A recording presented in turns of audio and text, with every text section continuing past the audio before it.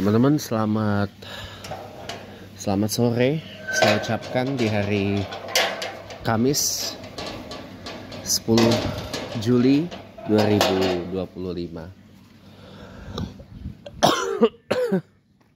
Teman-teman semuanya, Chatterbox sore ini sebenarnya saya nggak pengen berkomentar tentang yang lagi rame ya, Zakir Naik datang, Dr. Zakir Naik datang ke Indonesia dan melakukan safari dakwah di berbagai tempat. Nanti akan diakhiri juga di Jakarta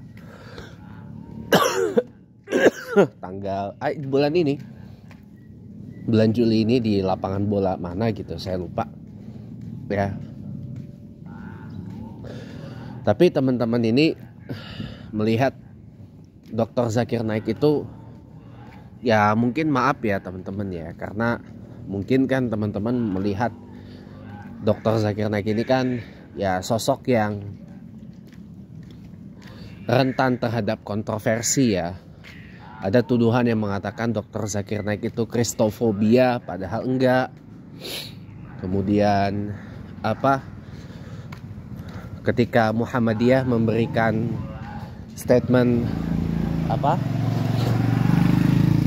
pembelaan terhadap kedatangan Dr. Zakir Naik ke Indonesia gitu kan, justru malah disambut dengan komentar yang juga bisa saya benarkan gitu ya.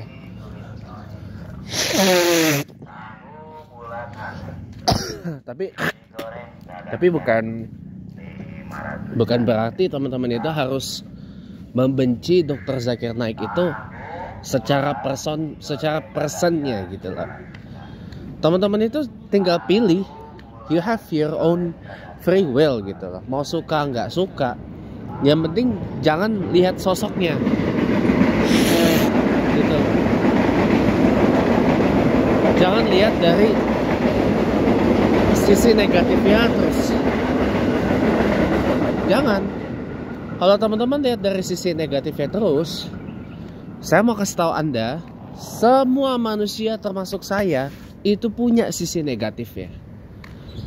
Semua orang di dunia ini termasuk saya itu juga punya sisi kontroversinya. Ya, semua orang termasuk saya, teman-teman, itu pasti punya sisi kontroversinya.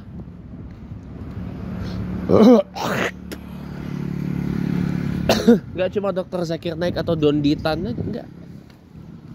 Semua orang pasti punya sisi kontroversi dan sisi negatif ya, termasuk saya.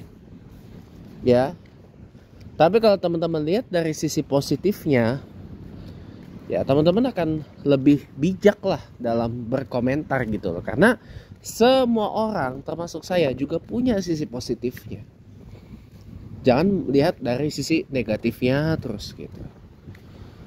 Ya, terlepas dari segala kontroversi yang dialamatkan kepada Dr. Zakir Naik, bahkan konon katanya kedatangannya ditolak di Malaysia, bahkan di India negara asalnya udah diusir, bahkan masuk dalam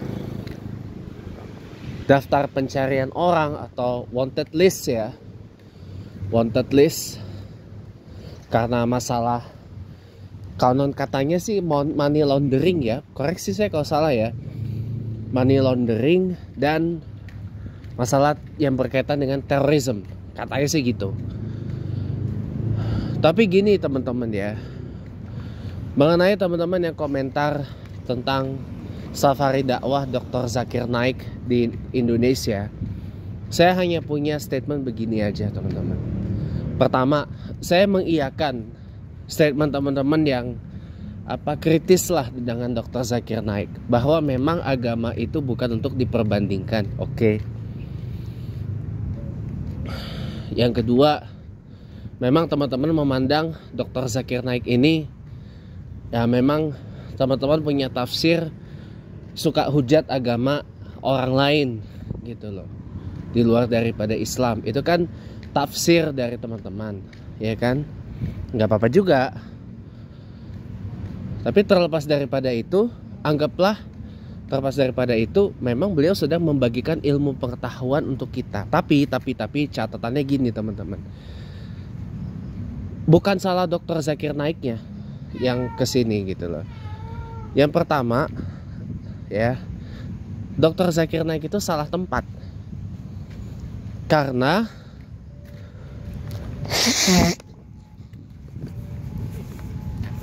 Indonesia ini adalah negara yang memang orang-orangnya itu masih beragama secara emosional, bukan secara rasional.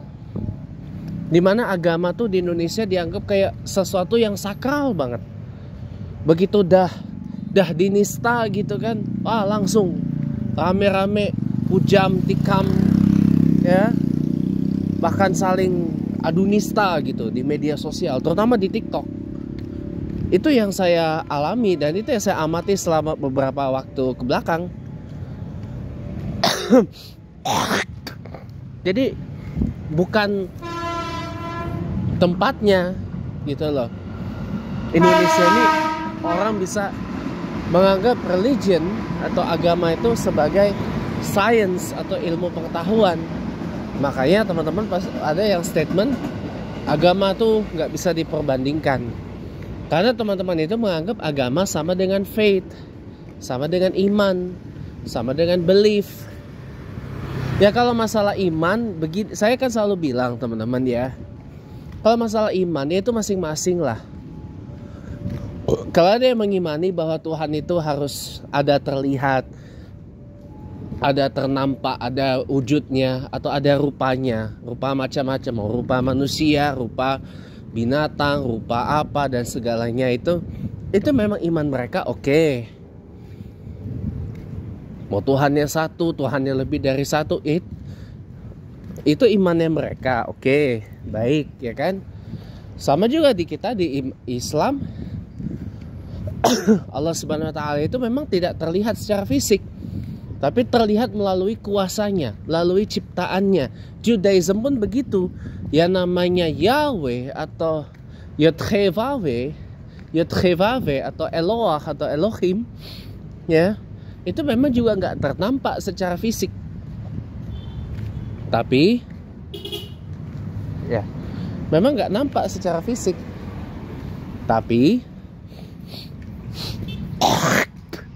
Tapi dia nampak melalui apa? Kuasanya, ciptaannya. Gitu. Itu iman kami. Itu kepercayaan kami, umat Islam misalkan. Dan kepercayaan dan imannya umat Judaism misalkan. Itu gak boleh diganggu sebenarnya. Itu masing-masing. Iya. Tapi kembali lagi teman-teman ya, kalau dalam konteks Indonesia ini, agama itu masih disamakan dengan iman, dengan kepercayaan, bahkan adat istiadat teman-teman. Makanya rasanya nggak mungkin banget kita, bukan nggak mungkin banget, nggak lazim di dalam satu keluarga ada orang yang menganut agama tuh berbeda-beda, kecuali beberapa keluarga tertentu. Karena gini teman-teman, di Indonesia ini orang menganut agama itu bukan atas dasar pilihannya sendiri, karena keturunan. Emang udah dari sono-sononya agamanya ya udah itu. Ya, ibaratkan kakek nenek, opung nenek, mbah kung, mbah putri, yang kung, yang putri. Mbah kung, mbah uti, yang kung, yang uti. Ya kan, engkong. Ya kan? Engkong, bapak, ibu, ya kan, papa, mama, abah, ama, ayah, ibu, ya. Sampai sekeluarga besar ya pokoknya, extended familia itu, ya. Kalau memang dia ada agamanya itu, ya pasti anak turunannya juga udah itu agamanya. Bapak ibunya agamanya itu, bapak ibu, ayah bunda, ayah ibu, papa mama, abah ama, agamanya itu ya itu, begitu juga dengan apa, kakaknya, adiknya, sepupunya, ponakannya, tantenya, pamannya, omnya, pamannya, bibinya, tantenya, omnya, encangnya, encingnya, ya kan, uaknya gitu. Terus kayak gitu, agamanya juga akan itu sama, teman-teman. Jadi ini 205 Bukit Duri 17.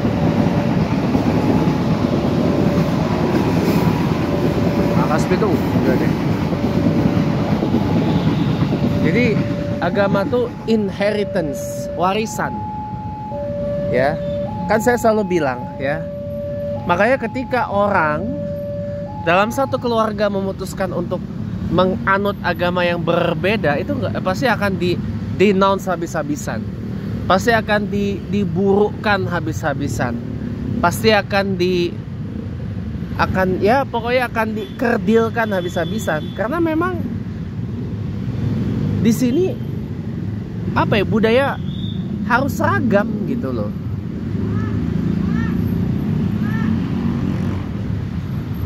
Contohnya ketika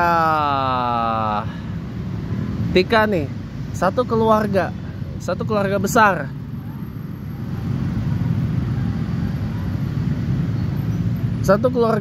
itu adalah soal agamanya, misal dia Kristen, misalkan dia Kristen. Nah, tiba-tiba ada anggota keluarganya yang memilih keluar dari Kristen. Kata orang meninggalkan Yesus, meninggalkan Jesus katanya, atau meninggalkan Yesus katanya. Lalu orang itu menjadi, taruhlah misalkan orang mu'alaf masuk Islam gitu. Orang itu mu'alaf masuk Islam. Pasti anggota keluarga yang mu'alaf ini akan denounce habis-habisan, akan dikerdilkan habis-habisan, akan dilucuti semuanya gitu loh. Atau ada lagi yang pindah, misalkan ada yang pindah ke Hindu, ada yang pindah ke Buddha misalkan, ada yang pindah ke Judaism misalkan. Pasti akan gitu, dilucuti habis-habisan. Kalau ada yang pindah jadi Konghucu, pasti akan gitu. Kalau kendati tidak semua begitu ya, ada juga yang ya udahlah, karena memang itu sudah your decision, udah it's okay, go for it gitu. Itu satu. Atau saya kasih contoh lagi, misalkan dalam satu keluarga nih dia agamanya Islam semua, dari kakek nenek, opung nenek ya, opung nenek, yai nyai ya, Pak Wo, Bu Wo, ya, Mbah Kung, Mbah Uti, Yang Kung, Yang Ti, Engkong ya, udah agamanya Islam. Pasti anak-anaknya agamanya Islam, ya kan? Bapak ibunya, bapak ibu, papa mama, ayah bunda, ayah ibu, ya, babenya, ya, abah ama, ya kan? Ya, om, tante, paman, bibi, encang, encing, waknya udah Islam, nggak mungkin banget anaknya nggak Islam. Nah, ketika ada anggota keluarganya memilih untuk keluar dari Islam atau murtad katakan, pasti akan dilucuti habis-habisan, pasti akan dikerdilkan, didenounce mati-matian. Akan dikutuk, bahkan gak dianggap lagi sebagai keluarga. Itu kejadian.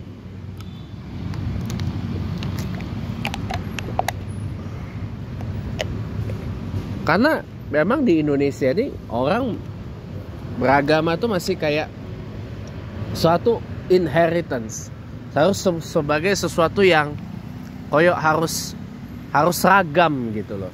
Nggak boleh beda, nggak boleh seragamnya beda. Padahal pelangi itu indah kalau warnanya beda. Karena warnanya beda. Pelangi itu indah karena warnanya beda, teman-teman. Bukan warnanya sama. Gitu. Nah, problemnya saya beritahu Anda, Orang di sini menganggap agama itu sebagai sesuatu yang emosional. Kalau kita menganggap agama sebagai sesuatu yang bisa dilogikkan, sebagai sesuatu yang bisa dirasionalkan, sesuatu yang bisa discientifickan atau discientifickan gitu loh. Udah pasti orang yang menganggap kayak gitu adalah orang yang maaf ya, pemahamannya nyimpang satu. Yang kedua, pemahamannya sesat. Yang ketiga, kebarat-baratan. Yang keempat apa? Liberal. Itu pasti. Label seperti itu akan keluar. Nah, itulah saya, teman-teman. Makanya kenapa waktu itu saya bilang agama itu ibaratkan baju, teman-teman. Ibaratkan gak mungkin lah kita badannya kecil terus. Pasti kita kan bertumbuh besar. Ada yang bertumbuh tinggi, ada yang badannya bertumbuh makin lebar. Kalau begitu, ukuran baju pun juga bisa beda-beda. Penting dulu. Ini 205 Bogor 92.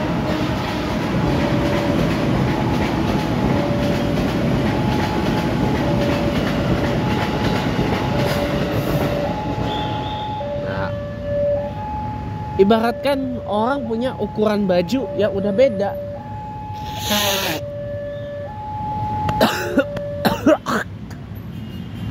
Kenapa? Ukuran badannya juga beda.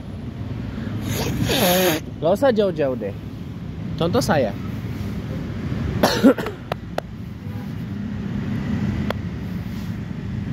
Maaf, bentar ya. Ukuran badan saya 10 or more tahun yang lalu. Ukuran badan saya itu waktu saya badannya masih kurus ya. Kurus segini nih ukuran badan saya dulu. Segini kurang lebih. Atau kurusnya tuh segitu tuh, sedaun. Ukuran badan saya. Itu ukuran atau setiang itu ukuran badan saya kurus ya.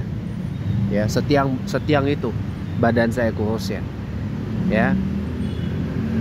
Ukuran baju saya itu apa? Kalau teman-teman mau saya kasih tahu, ukuran baju saya M atau paling longgar apa? L. L ukuran badan saya. 10 atau lebih tahun yang lalu. 10 sampai 12 tahun yang lalu. Waktu saya masih kurus. Atau waktu saya SMA hingga lulus. Sekarang ukuran badan saya coba apa? XL aja udah kesempit, udah paling kecil buat saya. L aja pun udah sempit di saya. Paling nggak apa coba kalau mau pas? Double XL, bahkan triple XL. Ya, triple XL itu udah paling besar buat saya. Triple XL atau quad XL. Ukuran badan saya, ukuran baju saya sekarang. XL aja buat saya udah terlalu kecil. Udah ngepas banget kalau XL. Apalagi kalau double XL. Gitu. Sekarang baju yang saya pakai nih ya, ukurannya the XL. Ngepas di saya. Double XL lebih pas lagi. Gak mungkin dong ukuran saya yang segini, badan saya segini, perut saya busung kayak gini. Ya. Saya pakai baju L atau M, gak mungkin banget. Nah, itulah agama, teman-teman. Seiring dengan badan kita yang makin bertumbuh besar, bertumbuh besar, teman-teman. Ya. Pasti akan ukuran bajunya juga berbeda. Kita pasti akan cari ukuran baju yang pas. Bukan soal motif atau desainnya atau gimana, tapi ukurannya. Contoh misalkan, maaf kata nih, orang ketika misalkan di satu agama nih, contoh misalkan di agama Islam, orang udah mulai nggak betah dengan agama Islam misalkan, karena mungkin dirasa terlalu ketat ininya, terlalu prosedural, terlalu organize agamanya, atau terlalu harus koyo syar'i banget, padahal itu mah pilihan ya. Itu pilihan, teman-teman. Sehingga dia udah mulai merasa nggak nyaman, bajunya udah merasa sempit, udah mulai napasnya tersengel-sengel. Dia cari baju yang ukurannya pas dengan ukuran badannya dia. Nah dia cari apa agama yang pas buat dia ya. Makanya pindah keluar dari Islam, murtad. Entah kemana, entah Kristen, Hindu, Buddha dan segala macem. Kalau saya mah, kalau lihat keluarga saya begitu atau teman saya begitu, saya mah santai aja. Gak usah terlalu diambil pusing atau di-denounce. Kamu nih, kamu keluar dari Islam, kamu nanti tidak dapat validasi dari Allah, nanti kamu masuk neraka dan seterusnya dan seterusnya. Memang kalau dari segi akidah saya begitu, tapi kan cara beragama saya nggak seperti itu, teman-teman. Agama buat saya itu ibaratnya sebuah baju.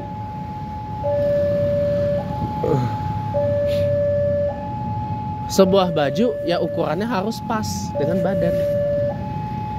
Atau orang misalkan nggak betah di Kristen misalkan, karena macam-macam, dia pindah kemudian kemana misalkan, ke Islam, ke Hindu, ke Buddha, ke Judaism, ke Konghucu, ke Shinto, kemana dan seterusnya, atau bahkan jadi ateis. Ya saya sih santai aja, biasa-biasa aja. Ngapain saya harus meletup-letup kayak segala macam gitu, atau mengkutuk, disesatkan apa segala macam lah. Orang ibaratnya lu paksa orang bajunya udah kesempitan, tapi lu paksa orang itu pakai baju yang udah sempit. Oke, maaf, hunting dulu. Ini 205, oh ini mah yang kemarin 205 Bogor 56. Oh yang biasa melintas di sini. Ibaratnya situ nyuruh orang pakai baju yang udah kesempitan di badannya, tapi lu paksa pakai itu baju.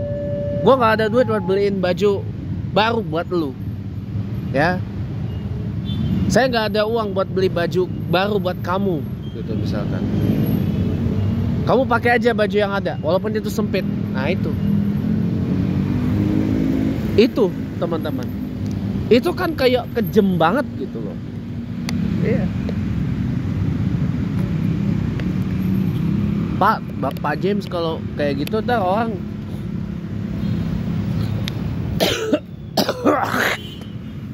kayak gitu gonta-ganti agama mulu dong Pak. Nggak apa-apa. Kalau saya mah nggak apa-apa orang gonta-ganti agama, gonta-ganti kepercayaan, gonta-ganti iman, nggak apa-apa. Saya mah santai aja.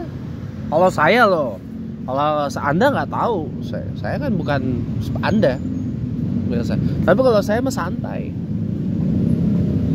Orangnya santai teman-teman. Nggak perlu harus kayak dikutuk habis-habisan kayak apa?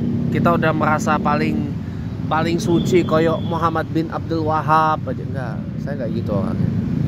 Sorry to say, saya bukan orang yang seperti itu. Saya bukan orang yang seperti itu, ya.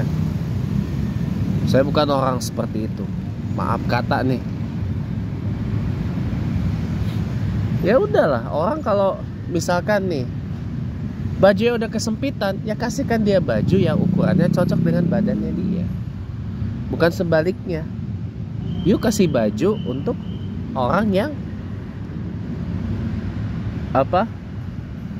Ukuran badannya udah mulai orang bajunya udah gak muat, kasihkan baju yang baru. Atau kasih uang buat dia beli baju baru. Itu cara pandang saya tentang agama tuh seperti itu. Jadi saya pandangnya dari sisi sebagai ilmu pengetahuan. Agama sebagai sains, agama sebagai bukan tradisi, enggak. Saya nggak pernah ngomong agama sebagai tradisi, enggak. Saya anggap agama itu sebagai sebuah ideologi. Sebagai sebuah apa ya? Sebagai sebuah apa? Sebagai sebuah ilmu pengetahuan, sebagai sebuah wawasan aja. Nggak perlu harus kayak kita kayak terikat banget gitu loh. Itu saya nggak berhak untuk memaksa Anda untuk berpandangan seperti saya. Enggak teman-teman, emang siapa saya? Emang siapa gua? Gitu loh. Enggak, kalau Anda masih mau berpandangan dengan seperti biasa, ya itu silakan. Saya nggak larang. Gitu. Tapi kalau buat saya, ya udahlah, orang ibaratnya dia masih pas dengan baju yang dia pakai sekarang. Sudah. Biarkan. Sudah, biarin aja orang itu menggunakan baju sesuai dengan ukuran badannya.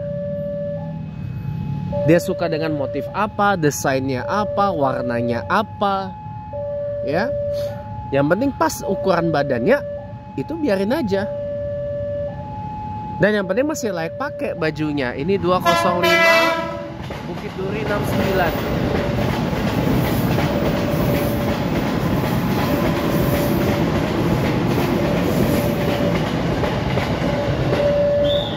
Tap. Iya, gitu teman-teman. Jadi kalau saya nggak perlu harus seperti itu. Cara saya beragama tuh nggak perlu harus kaku banget, itu enggak. Tapi saya juga dalam menjalankan agama saya juga nggak boleh ngasal. Apalagi saya orang Islam. Ada manualnya, ada manual booknya, ada aturan mainnya, ada set of rules yang udah disepakati.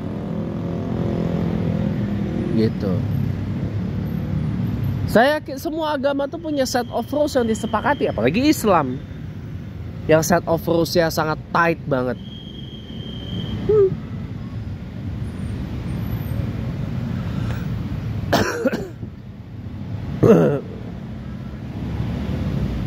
Islam itu set of rules-nya itu very very tight, teman-teman.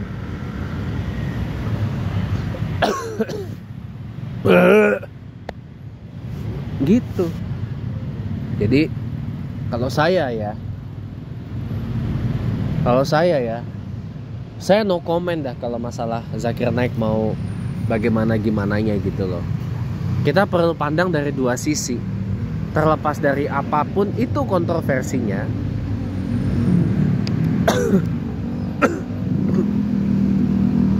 kita jangan hanya memandang dari sisi negatifnya saja. Ingat, senegatif-negatifnya orang pasti ada sisi positifnya.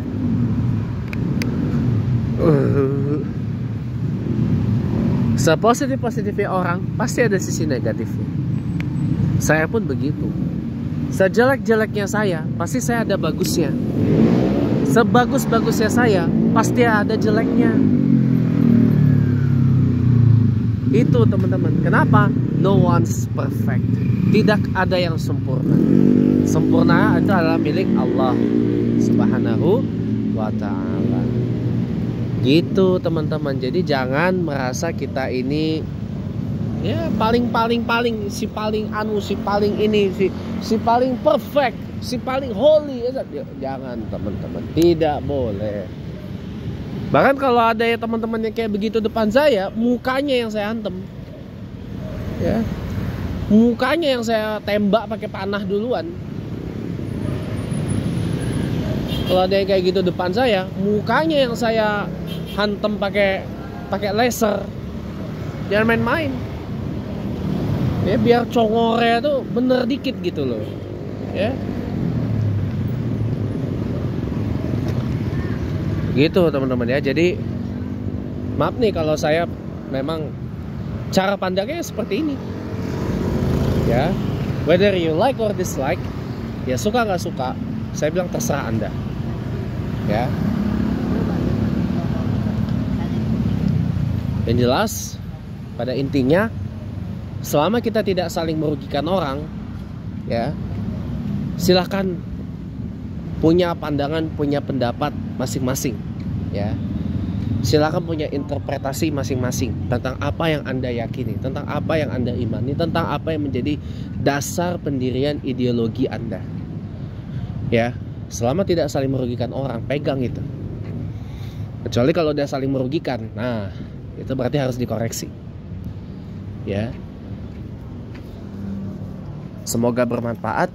Demikian 30 menit perjumpaan kita. Selamat sore, jangan lupa subscribe channel YouTube saya. Dan sampai ketemu lagi.